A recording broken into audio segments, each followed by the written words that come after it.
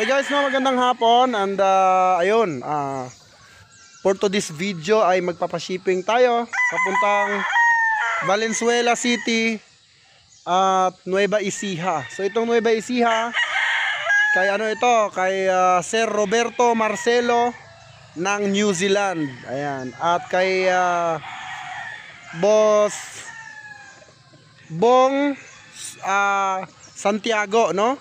So mga idol, sila po yung buyers na mga idol, ganito lang yung sinabi nila, boss, pabili ako manok, then bayad. So ganun lang sila kadali, wala na silang boss, pa-request ng video, pa-request ng picture.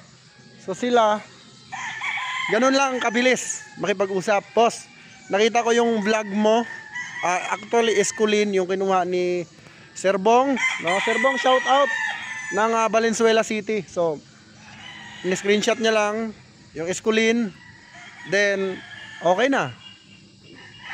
Binili na agad. So, ganun sila kabilis kausap mga idol, no? So, ngayon ipapakita ko sa inyo yung inabil nila sa akin. Unahin natin kay Sir Roberto Marcelo ng New Zealand, isang OFW. So, ito guys, yung manok niya.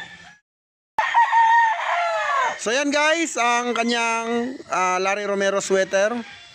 So yan yung para sa kanya. At ito ay regalo niya sa tatay niya. So di ba, napaka good boy na anak, no? Niregaluhan ng kanyang tatay ng dalawa. Not once but twice, no? Dalawa po ito mga idol yung niregalo. So yan yung sweater natin na Larry Romero.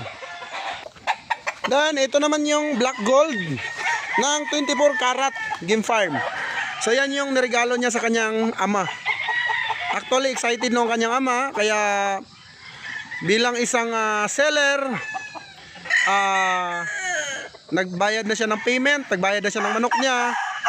So tawag agad tayo sa ating rider pa Valenzuela, pa Nueva Ecija. So ngayong gabi tatravel na po ito papuntang Nueva Ecija. So yan yung kay Sir Roberto Marcelo, big shout out ng New Zealand. Ngayon mga idol, ay papasilip ko naman sa inyo yung Esculin ng ating buyers from Valenzuela City. So ayan, nandito tayo ngayon at sisilipin natin yung Esculin. So andito yung Esculin mga idol na i-deliver natin, bound to Valenzuela City. So ang dating po nito bukas ng 7 AM. Ayan o, ang liit ng ulo, yung pa mga idol parang walis ting-ting, parang stick. Yan po ay pure Boston Roundhead, Esculin F1. Ayan, ganda o diba? So yun yung dalawang client natin. Actually, tatlo sila. So yung isa kay Sir Susimo ng Ibaan, Batangas. So pinadeliver ko na. Ang kinuha niya po ay early bird, no? Early bird yon na Larry Romero sweater. So ayun, maraming salamat sa lahat ng sumuporta sa GTP Game Farm. So bukas mga idol, dahil paggabi na, sumaglit lang ako dito, tatalakayin naman natin yung mga request nyo dyan sa comment section. Lahat po yan nababasa ko, pero bibigyan natin ng time bukas.